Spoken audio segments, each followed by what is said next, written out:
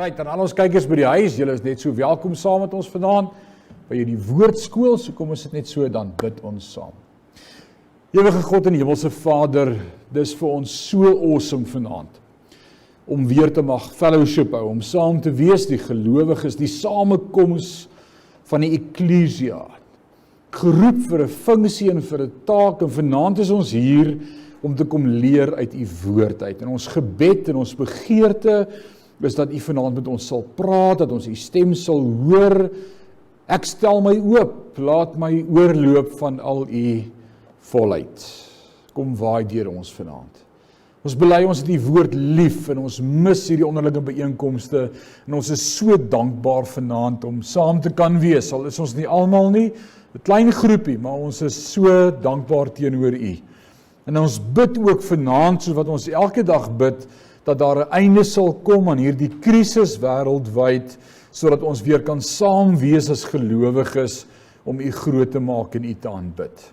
Vanaand dan aan u al die lof en al die eer en al die aanbidding vir ons harte, is ons gebed in Jesus naam en ons sê amen en amen. Alhoewel dit waar is van ons samelewing en kultuur en tyd waarin ons leef, dat daar al hoe meer akademiese groei is. Baie meer jong mense sit met sertifikate en matriek en diplomas en grade selfs, universiteitsgrade as ooit van tevore in die geskiedenis. Louis, die jare toe jy op skool was standaard 8 meer as genoeg. Heeltemal te veel. Jy kan met standaard 6 gaan boer het. Dalk nog standaard 5. Vandag het almal matriek en spog daarmee en skryf in by tegniese colleges en aanlyn platforms, leer, nagraadse studies, ons spog met honeursgrade, meestersgrade, doktersgrade, 2 of 3 doktersgrade, dit neem toe. Maar ten spyte van die feit dat kennis in ons dag, in ons samelewing toeneem, wil ek sê ons is 'n samelewing wat besig is om intellektueel te krepeer. Nou klink dit na 'n paradoks. Dit is, maar dis die waarheid. Ons leef in 'n tyd dat ten spyte van soveel kennis, is daar 'n armoedigheid, intellektueel, in individue se lewens. Die meerderheid, clueless. En ek verwys na 'n sekere studie gedoen deur Dr. Paul Robinson aan die Universiteit van Stanford University, en hy praat oor opvoedkundige TV en die rol van opvoedkundige TV in kinders se lewens. En dit was 'n baie interessant, dis eintlik 'n kritiek wat hy skryf oor hierdie onderwerp. En dan sê hy die volgende, hy sê die opvoedkundige TV ruïneer kinders se vermoë om akademies te presteer. En dan dink jy, maar hoe is dit moontlik? Dis dan juis om hulle akademies te ontwikkel en te help en te groei. En dan kom hy tot die konklusie, hy sê, hulle ontdekking was dat wanneer 'n kind uiteindelik skool toe gaan, graad R of graad 1, hulle konsentrasievermoë so verkort het, as gevolg van die feit dat hulle heeldag na Benny Boekwurm of Barney and Friends kyk, of die Teletubbies, en die arme juffrou wat gaan probeer skool gee, nie met die Teletubbies of Barney and Friends of Benny Boekwurm kan kompeteer nie. En dan skool vervelig. Hulle het nooit die intellektuele vermoë ontwikkel om te fokus nie. Ongelukkig is dit ook waar in ons dag van kerk. Al hoe meer om by Sion te wees as 'n wonderwerk. Daar's ouens wat regtig ongelooflike kursusse gedoen het in public speaking en die aanbieding en die manierismes en die manier van kommunikeer en kommunikasiekunde. Daar's 'n legio kursusse daar buite vir my beskikbaar as pastor oor hoe om met mense te connect. Maar daar's soveel kursusse wat handel oor inhoud en substance en doktrine en woord. En daarom is daar baie awesome predikers wat in 2 minute se tyd jou in trane kan dryf met niks anders as filosofie nie. Klomp mooi woorde, en as jy daaroor dink, dan wonder jy, wat het hy gesê? Weet jy waarvan ek praat? Okay. Paulus het nie omgegee hoe hy dinge sê nie. Hy sê dinge wat nodig is om gesê te word. So ons samelewing het 'n paradigma of skuiving het plaasgevind van typographic, en dis nou die Engelse woorde wat ek gekry het in my studie. There was a shift from typographic to telegraphic. Wat beteken dit? Typographic het gesê dit het gegaan oor woorde, oor soos tikmasjien, typo, woorde, praat, lees. Het die skuif plaasgevind na telegraphic, visueel. Jy moet 'n blou hemp aantrek vir die TV, laat dit mooi lyk. En jy moet nie te ver loop van die kansel af nie, jy moet stil staan en in die kamera kyk en glimlag en mooi praat. Alles gaan daaroor. My eie neef is by 'n platemaatskappy en deesdae word daar nie meer opnames gedoen in 'n ateljee bloot vir luister nie, daar word 'n musiekvideo gemaak. Mense wil sien. As hulle nie kan sien nie, verkoop dit nie meer nie. Weet jy waarvan ek praat? Ons jong mense luister nie meer na musiek nie, hulle kyk na musiek. En daarom juist doen YouTube en Facebook so goed. Hulle wil sien waarna hulle luister. Visueel. Dalk val jy ook in daai klas. Al moet jy soms jou bril opsit om beter te kan sien. So daar het 'n skuif plaasgevind. Ek wil vanaand hê ons moet begin met die boek Kolossense. Kom net na die boek Filippense. Ons het tot by Filippense al gekom met ons woordskool in die Nuwe Testament en vanaand gaan ons begin met hierdie laaste paar boeke wat ons nog nie gedoen het nie, en Kolossense is volgende op ons lys, en mag die Here ons help om sommer die hele Nuwe Testament se boeke te kan klaarkry. Dit sal awesome wees as ons almal kom. So die boek Kolossense geskryf deur Paulus, en hy sê nie wat hulle wil hoor nie, hy skryf wat nodig is vir hulle om te verstaan. So die boek Kolossense is 'n polemiese boek. Wat beteken 'n polemiese boek? 'n Argument vir die waarheid. Dis waaroor hierdie boek handel. Hy argumenteer die waarheid. In Kolosse, hierdie stad waaraan Paulus hierdie brief rig aan die Kolossense, was 'n plek waar Paulus self nog nooit was nie. Paulus het nie eerstehandse ondervinding daarvan nie, maar hy het wel van hulle gehoor, en ons gaan net nou dit sien uit ons teks uit, en dan skryf hy vir hulle, want hulle was beïnvloed en geïnfiltreer deur 'n klomp onwaarhede, klomp dinge wat hulle hoor, waarvan Paulus te hore gekom het, dinge wat hulle gehoor het, en Paulus sê dit is nodig om die waarheid vir julle te skryf. So Paulus skryf vir hierdie broers en susters en waarsku hulle, en hy sê, wees versigtig. En ek dink in die dag waarin ons leef, het ons nodig om weer mekaar te waarsku met die waarheid. Want daar's soveel goed daar buite. Nou sê niemand amen nie. Daar is soveel dinge wat gesê word. En jy moet besluit wat jy gaan glo in hierdie tyd. En in hierdie 4 kort hoofstukke gaan hy vir ons soveel waarhede gee, waaroor ons kan nadink, en ek wil sê dit kan lewensveranderend wees. So kom ons oefen onsself om te kan deel met groot waarhede uit die woord. Ek herinner myself van die storie wat ek gelees het van Charles Spurgeon, een van die groot teoloë in die vroeë 1900s van die kerk. En Charles Spurgeon vertel vir ons van 'n verhaal in die dae van keiser Nero, hoe daar 'n groot hongersnood was bo in die noorde kolonies van Afrika. En toe keiser Nero hiervan te hore kom, van hierdie hongersnood bo in Afrika, toe stuur hy van sy skepe na Noord-Afrika. En hierdie Afrika manne het gehoor van hierdie skepe wat op pad is, en toe hulle merk dat die skepe so op die horison op pad is na hulle, toe was daar 'n groot opgewondenheid en blydskap, want keiser Nero het tot hulle redding gekom en skepe gestuur. Hulle was so opgewonde oor die antwoord wat op pad is. Totdat daar die skepe in die hawe gedok het.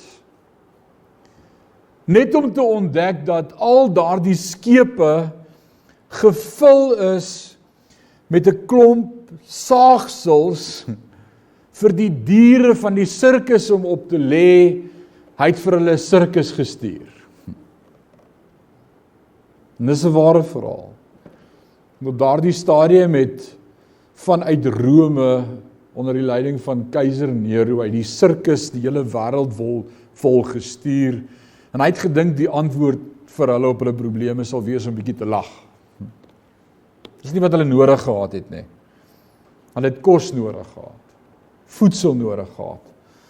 En in hierdie gedeelte vanaand gaan ons sien dat Paulus deel egter met waarhede, onafgewater, opreg, met liefde, manna uit die hemel. En hier in Kolossense gaan ons dit kry. So ons gaan kry wat ons nodig het.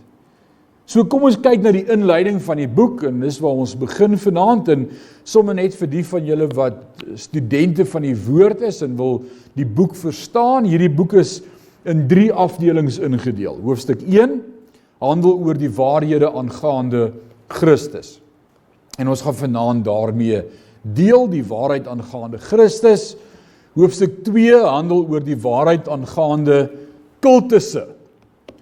So ons gaan kyk, wanneer ons daarby uitkom, het gaan nie vanaand of dalk eers volgende week wees nie, maar ons gaan praat oor die waarheid aangaande kultusse, en dis ook in ons dag baie relevant, en dan in hoofstuk 3 en 4 gaan hy praat oor die waarheid van die Christen, ek en jy, gelowige, kind van God.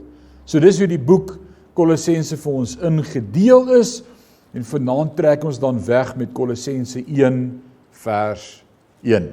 So lees saam met my in jou Bybel. Ek lees in die 33-53 vertaling en dit staan soos volg. Paulus, apostel van Jesus Christus, deur die wil van God, en die broeder Timoteus, aan die heilige en gelowige broeders in Christus wat in Kolosse is. Genade vir julle en vrede van God ons Vader en die Here Jesus Christus.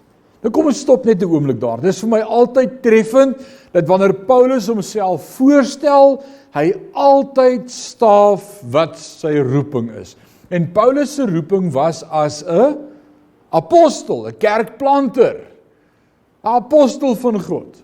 En hy het sy roeping verstaan. Dit is belangrik dat ek en jy ons posisie in Christus verstaan, maar dan groet hy altyd as volg. Hy sê altyd genade vir julle en vrede van ons Vader en die Here Jesus Christus.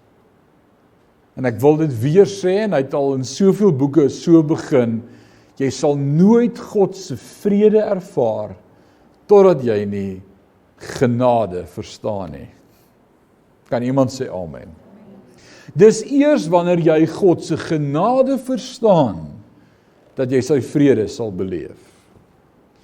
Daarom wanneer iemand met my kom praat in my beradingskantoor met angsaanvalle of panic attacks of al hierdie tekens van ons tye, siektes van ons dag, dan is die vertrekpunt, verstaan jy genade.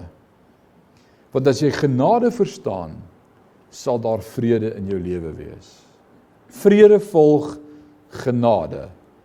En nou kom een van die langste sinne in hierdie boek. 1, 2, 3, 4, 5, 6 verse lank.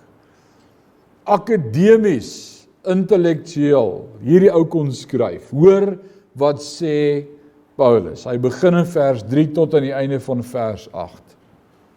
Ons dank die God en Vader van ons Here Jesus Christus altyd as ons vir julle bid, omdat ons gehoor het van julle geloof in Christus Jesus en julle liefde tot al die heiliges, vanweë die hoop wat vir julle weggelê is in die hemele, waarvan julle vroeër gehoor het deur die woord van die waarheid van die evangelie, wat julle sowel as die hele wêreld bereik het en dit vrug dra, net soos onder julle van die dag af dat julle dit gehoor het en die genade van God in waarheid leer ken het, soos julle ook geleer het van Epaphras, ons geliefde medediensknegt, wat 'n getroue dienaar van Christus vir julle is, wat ook julle liefde in die gees aan ons te kenne gegee het. Dis 'n mondvol. Hakowie, dis 'n mondvol. In ons dag is die ouens gewoond om kort sinnetjies te skrywe. Paulus sê hier's 'n klomp waarhede. So hy was nog nooit in Kolosse nie, maar hy het wel gehoor van hulle, en dit het sy hart gevul met blydskap, dat hy voortdurend 'n blessing oor hulle uitgespreek het as hy bid. Nou ek wil 'n oomblik hier pause vanaand. En ek vra myself die vraag, kan ons dieselfde doen as ons iets mooi hoor van iemand? Ons is geneig om vir iemand te bid wanneer ons iets slegs hoor van hulle. Wanneer ons hoor iemand is siek of in die hospitaal, meeste gebedsversoeke wat ons kry by Sion, nee ek jok, 100% van die gebedsversoeke wat ons kry by Sion is krisisse. Bid asseblief vir die, vir my oom, vir my tannie, vir my dogter, vir my, bid net. Nou wat doen Paulus? Wat is die voorbeeld van hom en dit wat ek sien vanaand, sommer net uit die vertrekpunt uit, kom ons begin daarmee, is hy hoor van hulle geloof en hulle hoop en hulle liefde en hy bid vir hulle en hy bless hulle. Hy is so bly oor die goeie goed wat hy hoor van hulle. Ons is geneig om nie te bid vir mense as ons goeie goed van hulle hoor nie. En ek wil vanaand sê die rede hoekom ons vir mense moet bid as hulle iets goeds doen of ons goed van hulle hoor, is juis omdat die duiwel daarop uit is om hierdie mense te laat val. Ons hoor in ons dag van soveel predikers, godsmanne, na wie mense opgekyk het, wat geval het.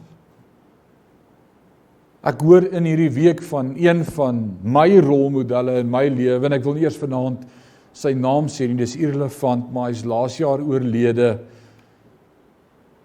en hy het net soveel input in my lewe gegee, sy vermoë om akademies te kon selfs, hy kon vir 3-4 ure aan 'n debat op sy voete deelneem sonder 'n Bybel of 'n boek of 'n nota voor hom, en hy kon hoofstukke aanhaal van verskillende skrywers en uit die woord uit verse kwoteer en wow, sy verstaan van teks het my geruk in my lewe. En in hierdie week sien ek 'n boek van hom en iemand wat ook die boek sien sê, ja, dit is so sad van dit wat alles uitgekom het na sy dood. En dit is soos, wat het uitgekom na sy dood? Jy sien, dis wat gebeur wanneer jy nie TV kyk nie. Maar wanneer jy jou behaag in die woord van God het, jy weet nie van hierdie goed nie. En dit kom uit van al hierdie buiteegtelike verhoudings waarmee jy besig was in sy lewe. En dis 'n oomblik sad, 'n oomblik wil dit my tussen die oë slaan, en dan besef ek, okay, maar ek het te min vir hom gebid. Ons het net hierdie mooi goed gehoor, maar ek het nie vir hom gebid nie. Hoor jy wat ek sê? Paulus het iets daarvan verstaan, hy hoor van die stand en die geloof van hierdie gemeente, en hy bid vir hulle, hy bless hulle. Paulus sê toe ek van julle gehoor het, ons dank God altyd as ons vir julle bid. En dan 'n mooi ding wat ek sien vanaand is dat die kerk in Kolosse word deur 3 karaktereienskappe beskryf. En ek wil vanaand sê, enige gesonde gemeente moet aan hierdie 3 karaktereienskappe gemeet word. En kom ons kyk of Sion daaraan voldoen. So as jy soek na 'n gesonde kerk, hier is hierdie 3 goed. Vers 4, omdat ons gehoor het van julle geloof in Christus Jesus en julle liefde tot al die heiliges, vanweë die hoop wat vir julle weggelê is in die hemele. Geloof, hoop, liefde. Hierdie 3 goed het konstant vir Paulus uitgestaan. Klink dit vir jou soos 1 Korintiërs 13? Daarom dan hierdie 3 goed, geloof, hoop, liefde. En die liefde is die grootste. Die res sal alles verbygaan. Dis die laaste 3 hoofstukke van die boek Hebreërs. Hy handel in 'n hele hoofstuk oor geloof, 'n hele hoofstuk oor liefde en 'n hele hoofstuk oor hoop. Sonder hierdie 3 goed kan 'n gemeente nie bestaan nie. Hoe kom 'n gemeente bymekaar sonder geloof? Hoe bid ons tot God sonder geloof? Hoe bid ons fisiek sonder geloof? Die woord sê in Hebreërs 11:1, geloof dan is 'n vaste vertroue op die dinge wat ons hoop, 'n bewys van die dinge wat ons nie sien nie. Vers 6 sê, want hy wat tot God gaan, moet glo dat hy is en 'n waarmaker van die wat hom soek. Want sonder geloof is dit onmoontlik om God te behaag. Vers 5. Dis onmoontlik. So hy skryf van hierdie gemeente en hy sê omdat ons gehoor het van julle geloof in Christus. Dis 'n awesome geloof. En ek wil sê, hoeveel gelowiges het in ons dag hulle geloof verloor? Kan ons dit vanaand vir mekaar sê? Gelowiges wat in hierdie dag waarin ons lewe, hulle geloof verloor. Dat die waarheid van die media en die nuus en corona en al hierdie goed wat gebeur, so 'n werklikheid vir hulle word.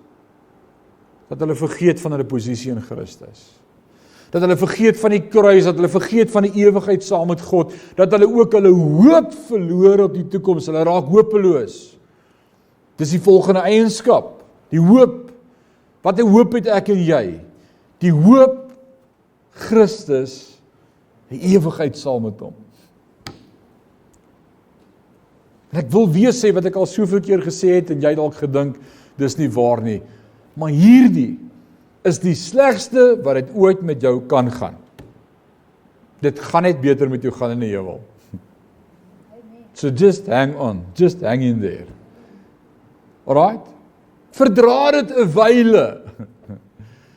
Die woord sê dit het ook vir ons 'n ewige gewig wat dit oplewer. Dit is vir my so voorreg om in hierdie tyd as gesin by ons huis elke aand na ete saam te kuier. Die Here het in lockdown vir ons regtig gebless met ongelooflike mooi verhoudings in ons huis. Ek eer die Here vir lockdown elke keer. Lockdown het my niks bang gemaak nie.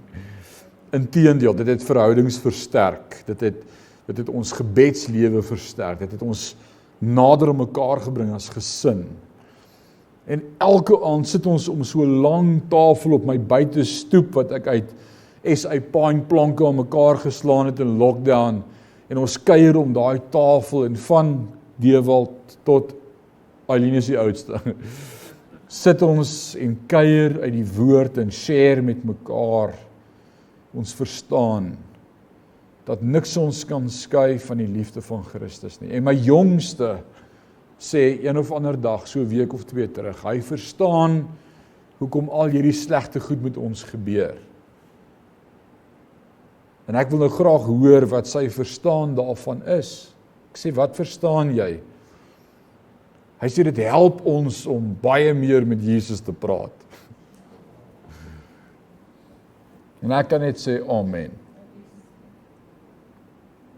Inteendeel, hoe rowwer dit daar buite gaan, hoe sterker word my verhouding met Christus. Is dit nie so nie? Kan jy daarvan getuig? Ons as kinders van God moet daarvan getuig. Bring it on. Dit moet so wees. Geloof, hoop, liefde. Kom ons lees vers 7. Soos julle ook geleer het van Epafras, ons geliefde mededienskneg, wat 'n getroue dienaar van Christus vir julle is, wat ook julle liefde in die Gees aan ons te kenne gegee het. Nou wow, kyk watter mooi ding doen hierdie jong man, Epafras. Wat doen Epafras? Epafras deel die mooi en die goeie dinge van hierdie gemeente in Kolosse met Paulus. Nou wil ek vra, is daar 'n volmaakte gemeente? Wie weet? Ek soek daai naam, asseblief. Wiekes, weet jy van 'n volmaakte gemeente? Iemand het eendag kom bedank by my gemeente, lank terug, ek was nog in Rustenburg, en toe sê pastoor, ek kom bedank, ek het die volmaakte gemeente gevind, en toe kyk ek hom, en voor ek my kon keer, toe sê ek vir hom, moet asseblief net nie by hulle aansluit nie. You're gonna ruin them. Daar's nie 'n ding soos 'n volmaakte gemeente nie. Daar's net nie. Nie Sion nie, geen kerk in Parys nie, ons sit met mense, en ons het almal issues. En as jy hier skuif oor iemand jou kwaad maak, beloof ek jou, hy gaan net 'n ander naam hê by daai kerk, maar hy gaan daar wees. Selfde goed, selfde probleme. Maar kyk wat doen Eufrapis. Hy vertel vir Paulus van die mooi en die groot dinge van hulle geloof en van hulle hoop en van hulle liefde. Hy praat goed van hulle. Hy vertel nie vir Paulus van die slegte vrotappels in die gemeente. Of die verkeerde dinge wat gebeur in die gemeente nie. Nou ek wil vanaand daaruit die volgende vir jou sê.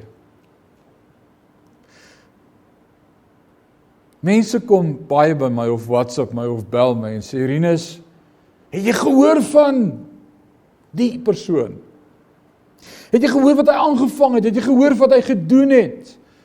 Het jy gesien wat hy die nou weer gedoen of gesê? Nou wil ek vanaand die volgende stelling maak, hoe en wat ons praat van mense het 'n direkte impak op hulle. Jy sê vir my, wat beteken, hoe kan dit wees? Hoe kan wat ek van Dani sê 'n direkte impak op hom hê? Kom ek help jou om dit te verstaan vanaand. Ek is wie jy sê ek is as ek nie by is nie. Hier's 'n paar wat dit snap. Ek kan net wees wie jy sê ek is as ek nie by is nie. As almal van julle vanaand op pad huis toe met mekaar sou praat en sê, arme Rinus met sy blou streepies hemp vanaand. Die patetiese ou het so gesukkel met die klank. Dalk moet ons die kerk net eerder toegelos het. Of ek weet nie hoekom was ek daar vanaand. Hy preek so lank in 21. Ek het niks verstaan van vanaand se preek nie. Ou patet. Volgende keer as jy my gaan sien, gaan jy dink, hier's die patet alweer. Die vervelige lang ou met sy lang preke wat niks sê nie. En weet jy wat gebeur? Die mense met wie jy praat, gaan my so sien, al het hulle my nog nooit ontmoet nie. As ek vanaand vir jou sê, dis Dani, dis wat hy doen, en dis hoe sleg hy is, en dis sy slegte gewoontes. Of ek vertel vir my vrou van die Dani wat ek ontmoet het wat so sleg is. En volgende keer as ons by mekaar kom, gaan dit haar opinie van hom wees, voordat sy hom nog ontmoet het. En ek moenie hierdie storie vertel nie, want ek kry altyd pak daaroor, maar ek doen dit regtig in liefde. Maar my eie persoonlike broer, my enigste broer, en ek was almal klein op 'n stadium. En hy was so 'n kannetjie van so 5 jaar oud, voorskool. En ons het in 'n dorp gebly waar my pa die pastoor was en my ma die maastoor. En die dag kom daar 'n sekere tannie by my ma koffie drink. En hulle sit in die sitkamer en sy maak koffie of tee in die Royal Albert stel en hulle sit en kuier en my boetie kom tot by my ma en hy praat so in haar oor en sy sê nee, sy's nou op daai stadium wat sy wil leer om vrymoedigheid te hê en sy sê nee, praat mooi hard. En hy draai hom en hy loop uit. En na so 'n minuut kom hy weer terug en hy wil weer vir my ma so en sy sê nee, praat mooi hard. En die derde keer toe skraap hy sy moed by mekaar. En hy kom in en my ma sê ja en hy sê is dit die tannie wat so skinder? Ware verhaal. My hand op die Bybel. Alraai. Ons doen dit almal. En my kind, al is hy 5, het 'n opinie wat ek vir hom gevorm het. Hoekom fokus ons nie op die mooi van mense nie? Op dit wat God in hulle lewe besig is om te doen nie. Dit wat Filippense 1 sê, as hy sê, die werk wat God in ons begin het, sal hy klaarmaak. Ek weet Louis is nog nie volmaak nie, maar hy's op pad. Want God het in hom 'n werk begin. En ek het dit my motto gemaak die laaste ruk, as ek oor mense praat, en ek moet oor mense praat, dan praat ek oor dit wat ek beleef, wat positief is en mooi is. Wat vir my uitstaan, hulle liefde vir God, en hulle vermoë. Ons is geneig om dit in ons huwelike te doen. As ek in my pel praat en hy sê, en hoe gaan dit met jou en jou vrou, dan sê ek, ag, weet jy wat, nou, ek gee moed op met my vrou. Dan sê hy, nee, praat jou hart uit, man, ons vertrou mekaar. En dan sê ek, nee, sy kan net nie kook nie, ek was blind van liefde voor ons getroud is. Ek weet die deesdae wil sy net niks doen nie, en ek sukkel om haar te laat smile, en sy is grumpy die hele dag, en ja, nee, my vrou ook, man, ons moet bietjie gaan jag, en wat doen ek? Ek's besig om my vrou se opinie af te breek. Ek's besig om 'n opinie te vorm met my vriend van wie my vrou is. In die meantime is ek die gelukkigste man met die awesomeste vrou, en ek het haar gekies. Ek het haar gekies. Is dit nie waar nie? En die mooi werk wat God in haar lewe doen, en hoe awesome ma sy vir haar kinders is, en hoe dat sy my verdra, dis 'n wonderwerk, en daar's soveel om voordankbaar te wees. Ek kon nie uitleer in hierdie week, ek kon vir die Here sê, ekskuus, ek is baie skuldig hieraan, dat mense soms eerder fokus op die sleg van ander mense, as om oor die goed in ander mense te praat. Kan iemand net sê, eina of amen, of is so, of wat? As jy by die regte plek vandaan. Sien Kolossense sê dit soos dit is. So kom ons praat oor die mooi van mense. As dat nie mooi is nie. As jy niets goeds kan sê nie, wat sê die spreekwoord? Bly dan stil. Spreek dan lewe. Dalk sien ek nog nie, maar ek spreek en ek sien in my gees, God gaan met jou 'n ding doen. God gaan 'n werk met jou begin en hy gaan vir jou vat. En moenie vir hom sê en hy gaan vir jou skud nie. Moenie psalms bid oor mense nie. Daar's 'n kruis en daar's genade en daar's verlossing en daar's redding, daar's barmhartigheid en God verander harte. Man. So kom ons word dit wat mense van ons praat wanneer ons nie by is nie. Kom ons vra die Here om ons te help. Epafras sê dit verstaan.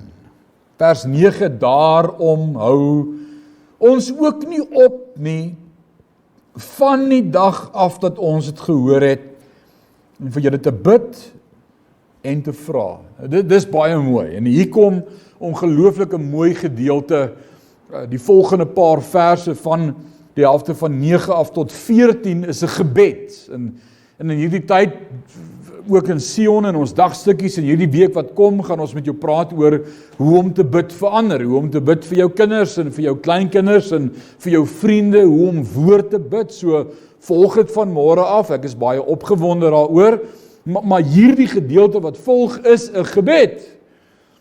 En dis nie 'n tipiese gebed wat ek en jy sou bid van gee my 'n kar of help my vir my artritis nie. Hierdie gebed het substance, hier is dieptes in wat ek in my lewe nog nooit gedink het om te bid nie. So kom ons leer vanaand by Paulus, want hy het iets verstaan van bid. Wat bid Paulus? En hier begin hy. Dat julle vervul mag word met die kennis van sy wil in alle wysheid en geestelike insig. Just like that. Kom ons pos net sommer net daar. Dis amazing gebed. Het jy dit al ooit vir iemand gebid? Maar nee, dit kan jy begin bid. Ek bid dat hy vervul mag word met die kennis van God se wil in alle wysheid en geestelike insig, sodat julle waardiglik voor die Here mag wandel, om hom in alles te behaag, en julle in elke goeie werk vrug mag dra, en in die kennis van God mag groei, en met alle krag bekragtig word volgens die mag van sy heerlikheid, tot alle lydsaamheid en lankmoedigheid en met blydskap.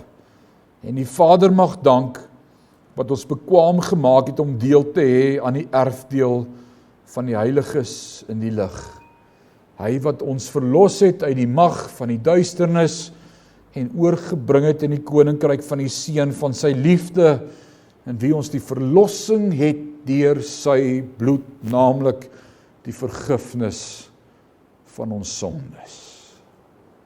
Dis die amazingste gebed vir mense. Wow! Paulus het iets verstaan van bid. Want dis een sin, een gebed. En vir die van julle wat bidders is en intercessors is, hier's 'n gebed om bietjie te copy and paste. Try praying this next time. Put in that person's name there. Personalize it. Dis 'n awesome gebed. Hoor net wat bid hy alles vir hulle. En ons is geneig om te bid, Here, ek kort, of Here, ek wil hê, of Here, ek soek. Paulus sê, ek bid dat julle die wil van God sal ken. Sy wil. Dat hulle waardig sal wandel. En dit is die belangrikste ding om te bid, ewigheidswaarde.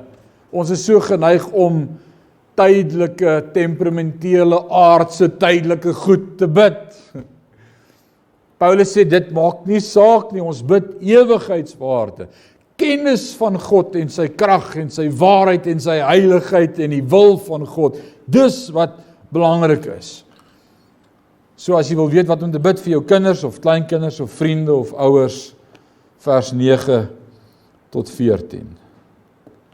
So, nou begin Paulus praat oor een tot wie gebid word, en tot wie word gebid? Jesus Christus. Die een wat, vers 14, ons verlos het deur sy bloed. Die een wat, vers 15, hy is die beeld van die onsienlike God, die eersgeborene van die hele skepping. Nou kom ons pos 'n oomblik hier. Want in hierdie een versie kan daar soveel dispute van uit ontstaan. Vers 15. Die disippels kom by Jesus in Johannes 14 en hulle vra vir Jesus, toon ons die Vader dat ons kan glo. Wys ons net 'n foto van die Vader. Net een oomblik, 'n prentjie, dat ons hom sal sien, dit wat Moses begeer het op die berg, dit wat in almal se harte nog 'n begeerte was van die begin af. Die disippels ken Jesus, hulle wandel met hom 3 jaar al, hulle verstaan hom, hulle weet hoe hy dink en optree, en nou sê hulle, wys ons net die Vader, dat ons kan glo. En wat antwoord Jesus hulle? As julle my gesien het, het julle hom gesien. Want ek en die Vader is een. Ons is een.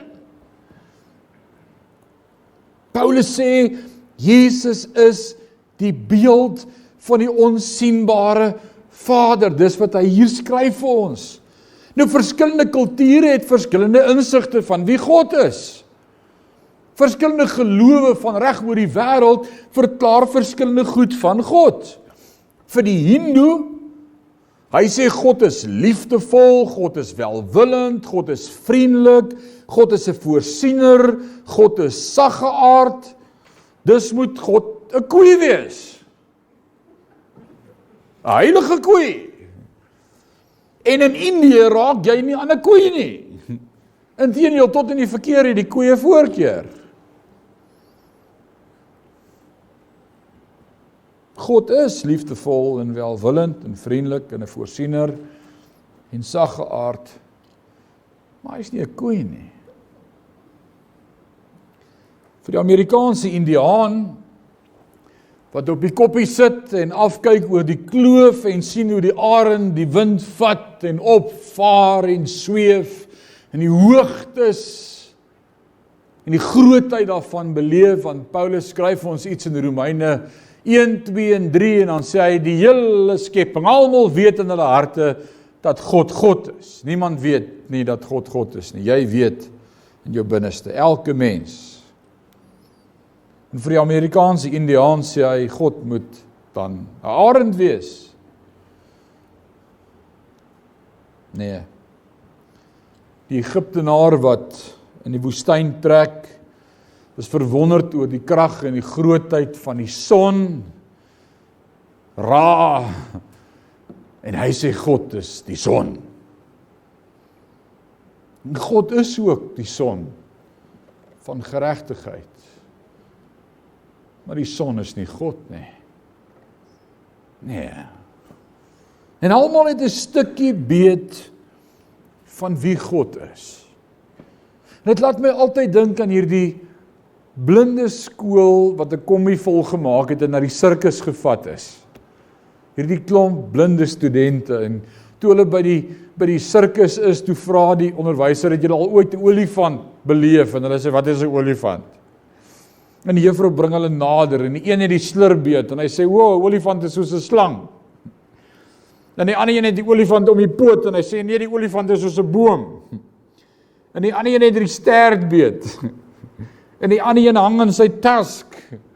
En elkeen het 'n ander prentjie van wie die olifant is. Maar die een weet hoe lyk 'n olifant, nee. En soms beleef ons dit in ons samelewing, veral in ander godsdienste, elkeen het 'n opinie van wie hulle dink God is, maar hulle het nie 'n klou nie. Ek wil vir jou sê, Jesus sê, ek is die weg en die waarheid en die lewe, na die Vader kan jy nooit kom behalwe deur Jesus Christus, nee. En daarom sal geen ander geloof ooit die prentjie kry van wie die Vader is, as hulle nie ontdek wie Christus is, nee. Christus en die kruis en verlossing en genade en sy barmhartigheid, hy is 'n redder. En as ek Christus ontdek en ek kyk na die Vader, dan verstaan ek die prentjie van 'n liefdevolle Vader. Paulus sê dit hier. Hy sê Jesus is die beeld van die onsigbare Vader. Hy is die prentjie. Jesus is die beeld van God. Die eersgeborene van die hele skepping. Nou hier kom 'n probleem, 'n teologiese probleem in baie van ons ander gelowiges se harte wat anders georiënteerd is. Die eersgeborene van God, die Griekse woordjie hier vir eersgeborene is die woordjie prototokos. Daai woordjie prototokos beteken nie kronologies nie, maar in prioriteit eerste. Kom ek verduidelik dit. So, hoekom sê ek dit vanaand vir jou? Omdat die Jehovah se getuies sê, sien, Jesus is gebore, God het hom gemaak, en dit beteken dat Jesus nie God kan wees nie, maar hy is geskep deur God. Hulle gebruik inteendeel hierdie vers in Kolossense om hierdie punt juis te maak. So volgende keer as iemand vir jou sê, Jesus was nie van die begin af nie, want God het hom gemaak, hy is dan gebore, kan jy sê, nee, die woordjie daar is die woordjie prototokos, wat beteken in prioriteit, so kom ek verduidelik dit vir jou. Prototokos beteken hier, Jesus is die prioriteit, die hoër status, hy het supreme status, of die hoogste status. In die Bybel word daar van Jakob gepraat as die eersgeborene. Was Jakob die eersgeborene? Nee, hy het 'n broer gehad met die naam van Esau, wat die eersgeborene was.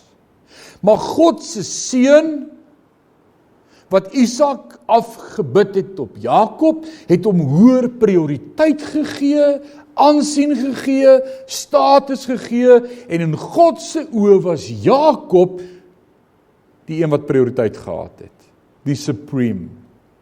Hy was eerste.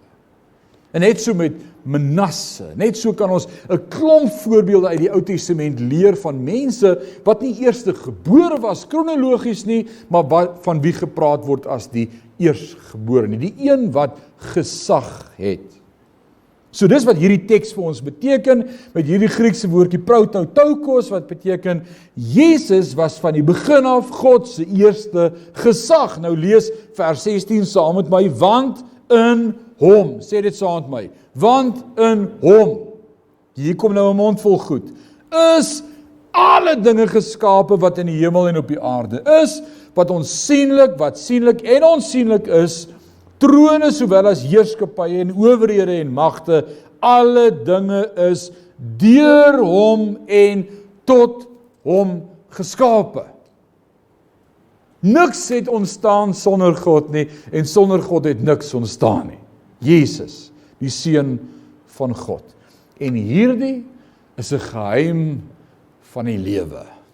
Jesus is nie die geskape een nie, hy is die een wat skep. Is dit nie amazing nie? Hy is skepper. Hy is God in die vlees, skepper van alle dinge.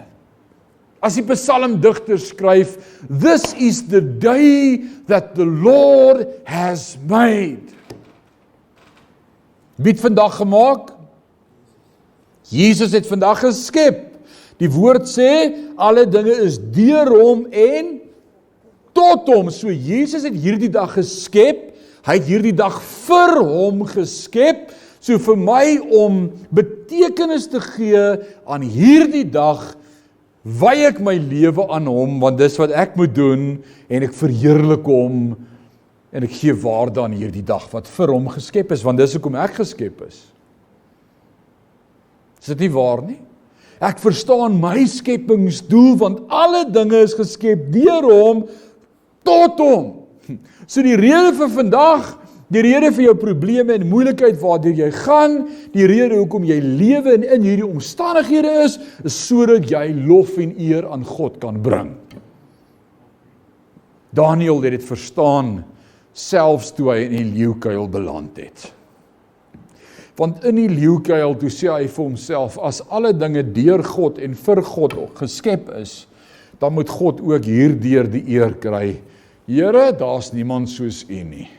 En hy het God begin groot maak, en hy het God begin loof in die leeukuil, en God sluit die leeu se bekke.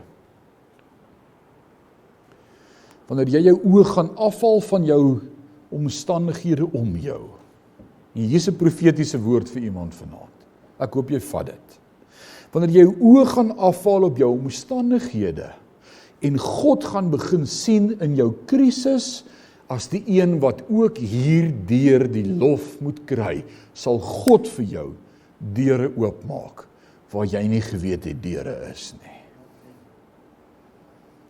Oh man, hierdie boek praat met my van die eerste vers af. Fokus op God. Alle dinge is deur hom en tot hom geskape. Daarom sal ek vir hom lewe, sodat ek kan vervul wat God se plan was met hierdie dag, om die eer te kry. Dis waaroor vandag gegaan het. Maar as ek sê, en dis die volkslied wat eendag in die hel gesing gaan word, glo ek, ongelukkig geskryf deur die bekende Frank Sinatra, I'll do it my way. En jy besluit om jou ding te doen op jou manier, dan is God nie eerste in jou lewe nie, en kry hy nie die eer nie, en gaan dit nie oor hom, en tot hom, en vir hom nie, en is jy besig om jou lewe weg te gooi. As jy sê, ek sal dit op my manier doen, ek sal na God kom wanneer ek voel ek is reg, ek gaan eers my lewe geniet, kry God nie die eer daaruit nie. Dit is so hartseer dat so baie mense leef met hulle eie stel reëls. God moet eerste wees in jou lewe.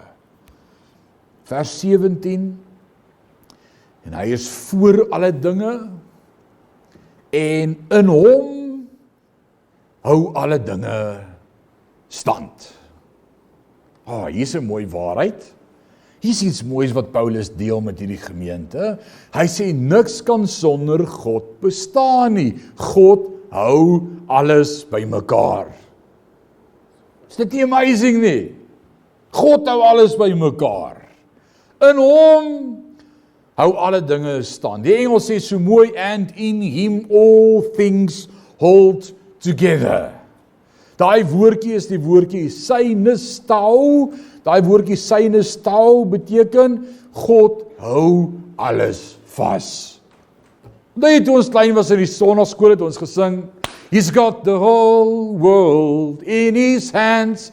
He's got the whole world in his hands. En dan kyk ons na die pandemie en ons kyk na die wêreldekonomie en ons kyk na die politiek en veral in Amerika. En ons kyk na alles wat gebeur en ons wonder wat gaan aan.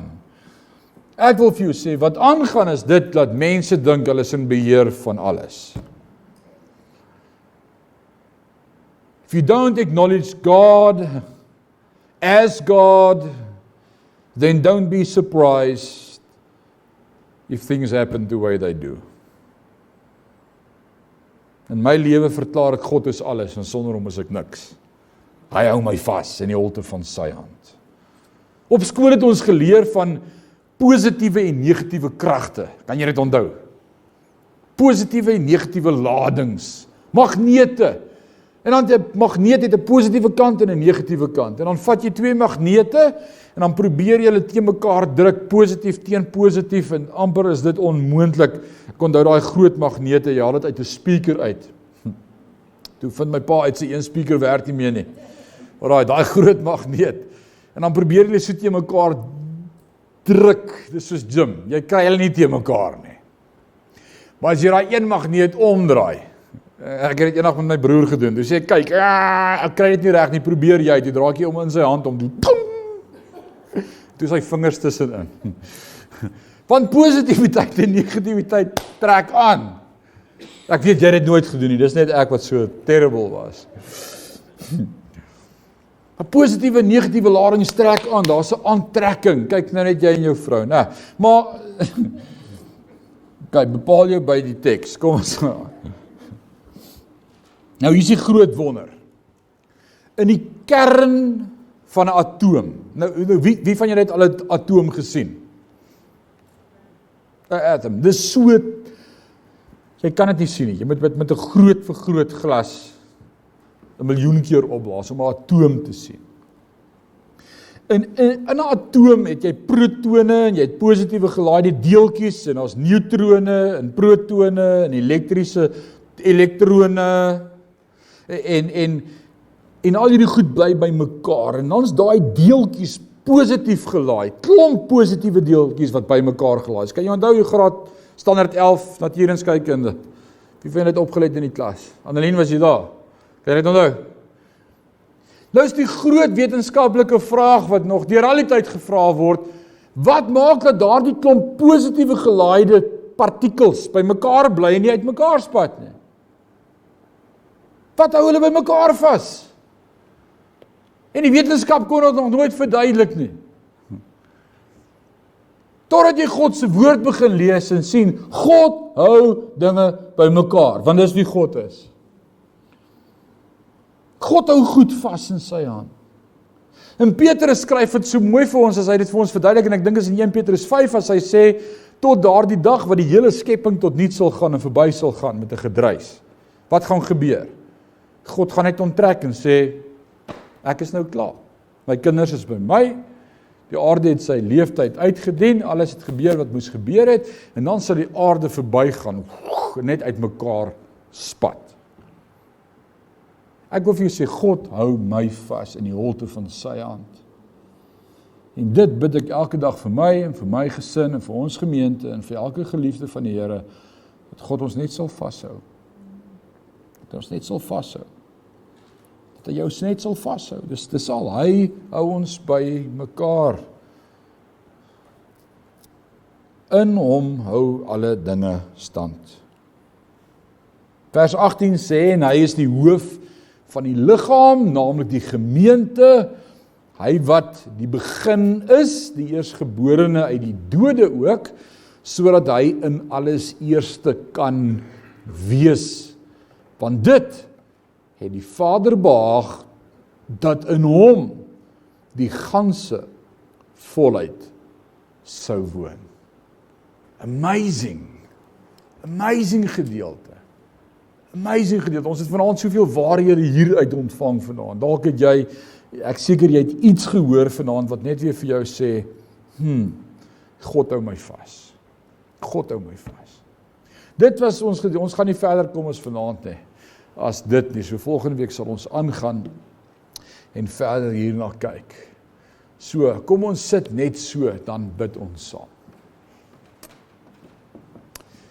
Hemelse Vader, baie dankie vir u woord. U woord is kosbaar. U woord is awesome. Ons het u woord lief. En dankie dat u woord vanaand reguit met elkeen van ons praat. Dankie dat u woord vanaand tot elkeen van ons spreek op een of ander vlak vanaand iets aanspreek, vanaand weer hoop bring, om te weet dat u alles skep en alles vashou in die holte van die hand en deur u alles tot stand kom, dat u ook vanaand my God en my skepper is. Vanaand sommer weer opnuut gesien hoe ons kan bid vir ander mense en hoe ons hulle kan bless en wat ons vir hulle kan bid, dat hulle ook sal groei in hulle verhouding met u. Vanaand wil ons ook kom ekskuus sê dat ons so maklik oor die negatiewe van ander mense praat. Dis ook die kinders met u is besig met hulle, Here. En ons wil ook bid dat hierdie werk tot stand sal kom in hulle lewe. Hou ons vas in die holte van die hand en hierdie week mag ons in die woord bly. Ons het u koms ook ons het hoop vir u koms en ons het 'n verwagting dat u binnekort gaan kom om ons te kom haal en ons wil sommer net vanaand afsluit met hierdie woorde Maranatha. Jesus kom. Jesus kom. Openbaring 21 wat sê en die Gees en die bruid roep, kom Heer Jesus, kom. Daar's 'n verwagting en 'n hoop en 'n geloof en ook liefde vir mekaar. Dankie vir u woord, ons eer u daarvoor. Bless ons, hou ons vas in die holte van die hand. Is ons gebed in Jesus naam. Amen.